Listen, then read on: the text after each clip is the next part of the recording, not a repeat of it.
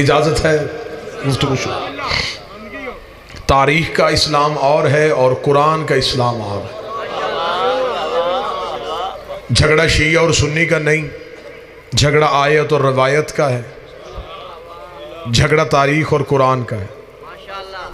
तारीख़ जिसे अनपढ़ कहती है, कुरान उसे वारिस कहता है।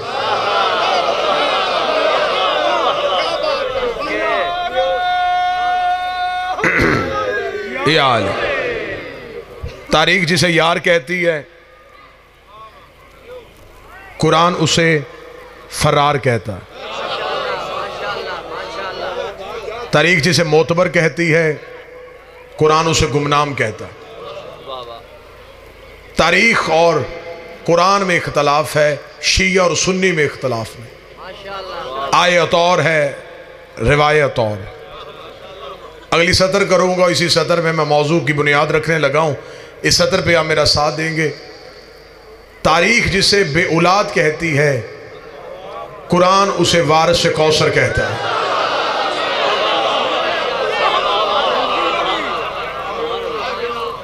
तारीख ने जिसे बेऔलाद कहा, कुरान ने उसे वारिस कौसर कहा।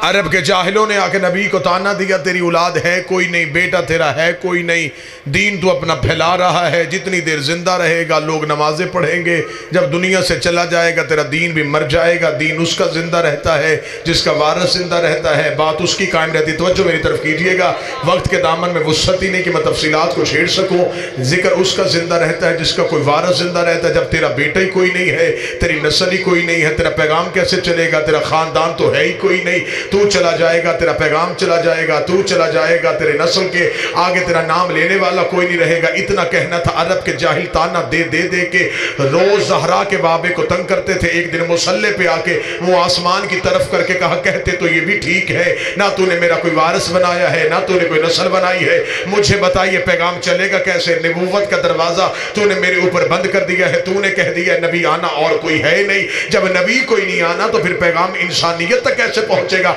आवाज़ वो कुदरत आई, मेरा मोहम्मद तो इन जाहिलों के मुंह क्यों लगता है? इन्ना आतैना कल कौसर, तू इन्हें जवाब क्यों देता है? बेशक हम तुझे कौसर अता करें। राजा जी तर्जमा बदल दिया गया, तर्जमा यह कर दिया गया कि यहां कुरान ने कहा कि हम तुझे हौज़े कौसर अता करें। पंचायती बंदे बैठे हैं, फैसला पंचायत की सूरत में ले लेते हैं। मौलवी के सर पे कुरान रख के पूछ, क्या इस आयत के उतरने से पहले नबी कौसर का मालिक नहीं था? क्या जब तक ये आयत नहीं आई तो उस वक्त तक नबी वारिस कौसर नहीं था? फिर खुदा यहां कहना क्या चाह रहा? ये कुरान की है भी सबसे छोटी सूरत और है भी सबसे बड़ी, क्योंकि इस सूरत में किसी की सूरत है। मुसलमान अपने घर में बच्चे को जो सबसे पहले सूरत याद कराते वो सूरत भी ये है, क्योंकि जब ये याद हो जाए तो फिर पूरा कुरान याद हो जाता है। जिसे सूरह कौसर याद नहीं उसे कुछ भी याद नहीं। खुदा ने कहा इन्ना आतैना कल कौसर, हम तुझे औलाद कसीर अता करें, फसल्लि लिरब्बिका वन्हर। फिर जब तुझे वो मिल जाए तो फिर अपने रब की नमाज पढ़ना। इसका मतलब कि नेमत को इतनी बड़ी मिल रही है जिसमें मोहम्मद पे नमाज पढ़ना वाजिब हो रहा। बस तर्जमा सुनते आइएगा और नतीजा दो। इन्ना शानी आका हुवल अब्तर। अब आगे खुदा जवाब दे रहा है जो उन्होंने ताना दिया था, जिन्होंने तुझे कहा तेरी औलाद कोई नहीं। मेरा मोहम्मद मैं वादा करता हूं ये अबतर रहेंगे। लुगात उठा के ले आओ। साहिबान लुगात ने, लुगत वालों ने जो अबतर का तर्जमा किया, अबतर का तर्जमा होता है बेऔलाद, अबतर का तर्जमा होता है बेनस्ल, अबतर का तर्जमा होता है लावारस, अबतर का तर्जमा होता है ला खानदान।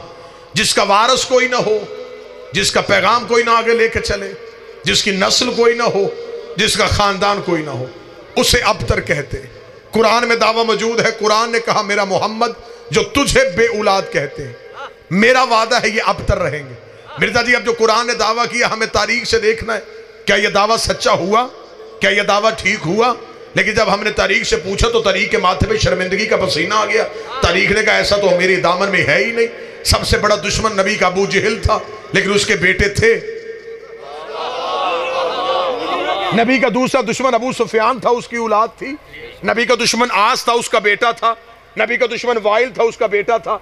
नबी का दुश्मन मरवान था, उसका बेटा था।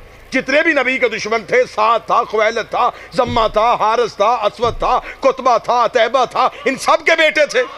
कुरान कह रहा नबी का दुश्मन जो होता उसका बेटा कोई नहीं होता।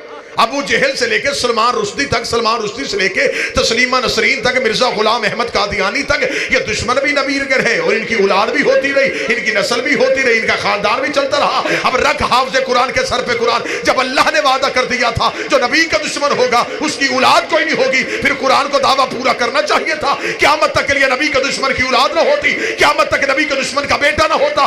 दुनिया की समझ में कुरान आता ही ना अगर वार से कुरान ना होता। मेरा 5वां वक्त का मोहम्मद मदीने के बाजार से गुजर रहा था। एक शख्स अपनी गोद में बच्चा लेके इमाम के सामने से गुजरा, ना उसने इमाम का सलाम किया, ना अपने बच्चे से इमाम को सलाम करवाया। गुस्ताख खाना लहजे में इमाम को यूं देखते हुए बड़बड़ाता हुआ गुजरा। इमाम के नौकर ने हाथ बांध के कहा, मौला ये आपका भी नौकर है, आपके नाना का भी नौकर है, आपके दादा का भी दुश्मन, आपका भी दुश्मन। अल्लाह कुरान में कहता है जो मोहम्मद का दुश्मन हो उसका बेटा नहीं होता। इसका बेटा कहां से आया? इमाम ने कहा कुरान कल भी सच था, आज भी सच है, हमेशा सच रहेगा। मौला बेटा कहां से आया? फरमाया होते किसी और के हैं, कहलवाते किसी और, होते किसी और।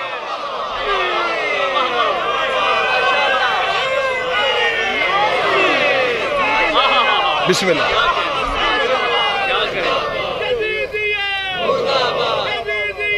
मुर्दा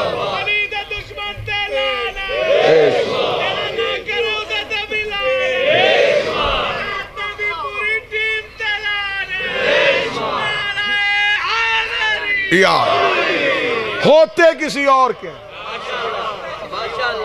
कहलवाते किसी और। नबी और अली का दुश्मन सब कुछ हो सकता है, हलाली नहीं हो सकता। अहले सुन्नत किताब में हवाला दिखाने के लिए तैयार हूं। एक बंदा नबी के सामने आया, वो नबी की नकलें उतारा करता था। लोग उसे पकड़ के नबी के पास लेके आए। नबी ने कहा फख्र जाइयो हर रजीम, निकल जा मेरे दरबार से हरामी।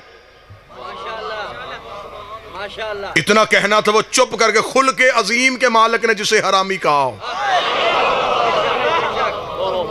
चुप करके दरबार रिसाले से बाहर निकला। घर में आया, माँ चूल्हे पे बैठी रोटियां पका रही थी। माँ के करीब आया, करीब आके लगा, अम्मा सच बता मेरा बाप कौन है, सच बता मेरा बाप कौन है। उसने कहा पूरा अरब जानता है तो उसका बेटा है जिसके नाम से मशहूर है। इतना कहना था, नाम भी मुझे याद है, लिखा भी तारीख में है, लेकिन मेरी मजबूरी है, मिंबर पाक है और नाम नापाक है। कुछ नाम ऐसे होते हैं जो मिंबर से लिए नहीं जाते। उसने कहा जिसके नाम से मशहूर है पूरा अरब जानता है तो उसी का बेटा है। इतना कहना था। उसने कहा अम्मा फिर भी सच बता मैं किसका बेटा हूँ, मेरा बाप कौन है। उसने कहा मैं बार बार तेरे बाप का नाम ले रही हूं, तुझे यकीन क्यों नहीं आता। उसने तलवार निकाल के मां की गर्दन पे रखी। उसने कहा सच बता बाप कौन है, क्योंकि जिसने मुझे हरामी कहा है वो झूठ नहीं बोलता।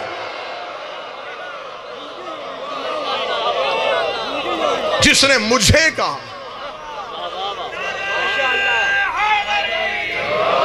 और यहां मैं एक लफ्ज जरूर कहूंगा कि यहां हरामी से मुराद मां का बद किरदार होना भी जरूरी नहीं। मां किरदार वाली भी हो, बेटा फिर भी हरामी हो सकता है। मैं दलील देता हूं। जब निकाह का निकाह पढ़ाने के लिए बैठता तो लाल खान जी वो कहता ज़व्वज तो नफ्सी, मैं इसके नफ्स का निकाह इसके नफ्स से करवा रहा हूं। निकाह जिस्म का नहीं होता, नफ्स का होता है। नफ्स पानी से पाक नहीं होता।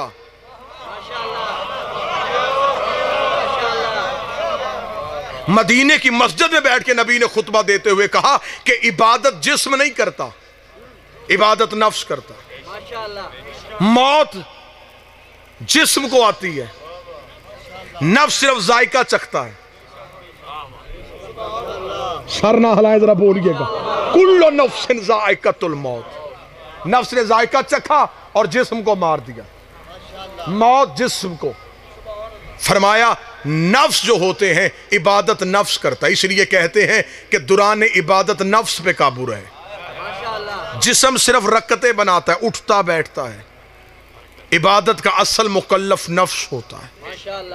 पाकीज़गी नफ्स की जरूरी है। जिस्म का वजू होता है, नफ्स की पाकीज़गी होती है। निकाह नफ्स का होता है। मदीने की मस्जिद में नबी से सहाबी ने कहा, या रसूल अल्लाह, जिस्म पाक करने के लिए पानी भी आ जाता है, मुताहिरात में सूरज की रोशनी भी आ जाती है, ज़मीन की रगड़ भी आ जाती है, मौला ये नफ्स कैसे पाक होते हैं? फरमाया हुब्बु अलीन अरवाहुन नफूस, अली की मोहब्बत नफ्सों को पाक कर।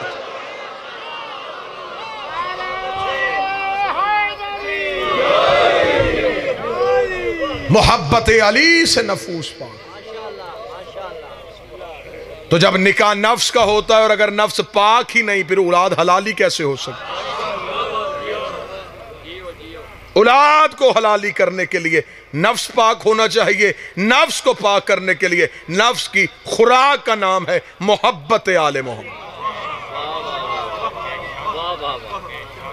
आले मोहम्मद की मोहब्बत अगर दिल में हो माशाअल्लाह, तो फिर नफ्स पाक हो। इन्ना आतोइना कल कौसर, हमने तुझे औलाद कसीर अता कर दी। हर एक की नस्ल चलाएंगे बेटे से, तेरी चलाएंगे बेटी से। इसलिए तो जब खुदा ने चादर के नीचे पंजतन का तारुफ करवाया, तो फिर खुदा ने कसीदे का उन्वान ही बदल दिया। कहना ये चाहिए था, हम मोहम्मद हो, ये मोहम्मद है, ये अली है, ये हसन है। खुदा ने कसीदे का तारुफ ही बदल दिया। हम फातिमा तो व अबूहा व बालुहा व बनूहा।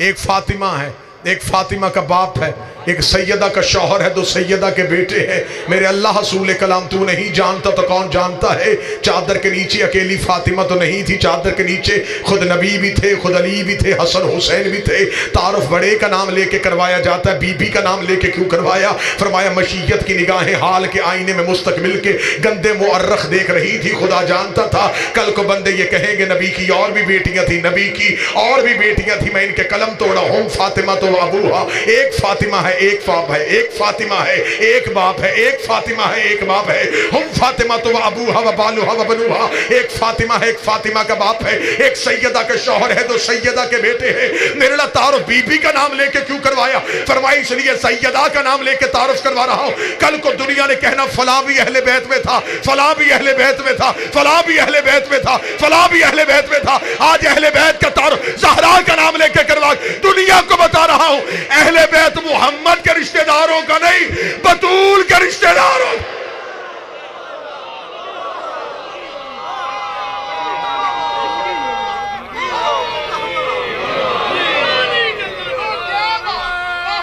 जिसने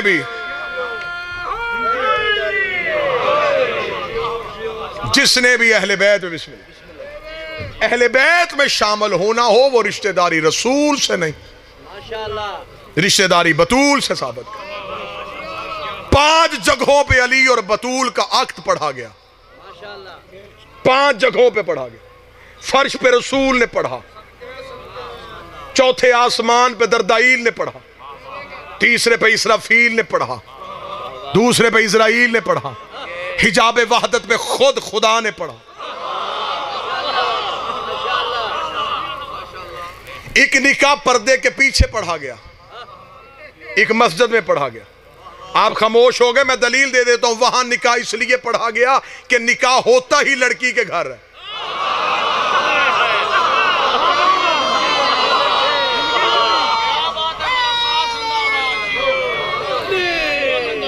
जमीन पे हो नहीं सकता था, जमीन थी तुराब, अली धबू तुराब। खाना तौहीद में अक़द ज़हरा को पढ़ा गया। 2 जगहों पे निकाह पढ़ा गया, एक अर्श पे जो पढ़ा तौहीद ने, फर्श पे रसूल ने। सैयदों की नस्लें भी 2 चली, एक फर्श वाले सैयद, एक अर्श वाले सैयद। लिखा है किताबों में वो खुतबा निकाह खवास तक मखसूस होकर रह गया, आवाम तक आने ही नहीं दिया गया। जो निकाह खुद तौहीद ने बतूल और अली का पढ़ा, उसमें से अपने भाई हबीब से लेके आखिरी तक सिर्फ 2 सतरे पढ़ दे तो कितने खूबसूरत जुमले हैं, लफ्ज़ बताएंगे कि वो खालिक की जुबान से निकले। अली और बतूल का अक्ट पढ़ते हुए खुदा ने कहा ज़व्वजतु बिल इरादत वल मशीयत, आज मेरा इरादा मेरी मशीयत से मिल रहा है।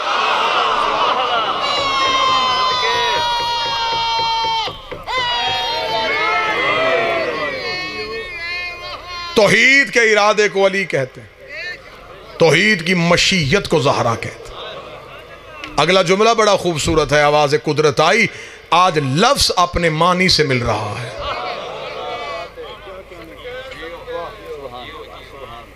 दो जगहों पे अक्ट पढ़ा गया, अर्श पे तौहीद ने पढ़ा, फर्श पे रसूल ने पढ़ा। जिसकी इतनी इज्जत थी वह नौकर के दरबार में खड़ी थी।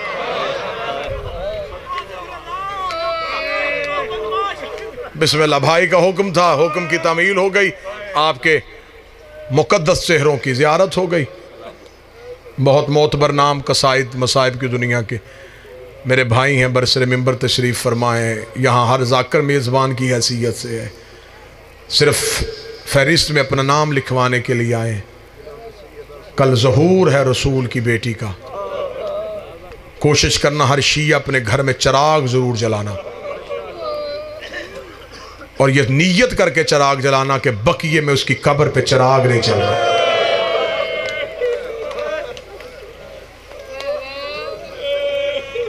सारा दिन कोशिश करना इज्जत वाले मोमिनीन की खिदमत करना।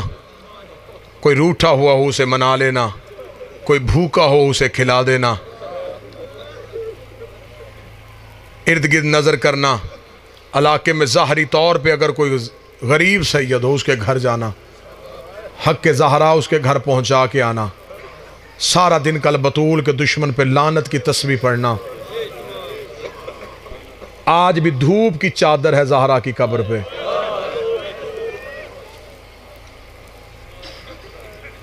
आज भी 4 बेटों के साथ तन्हाई में लेटी हुई है रसूल की बेटी।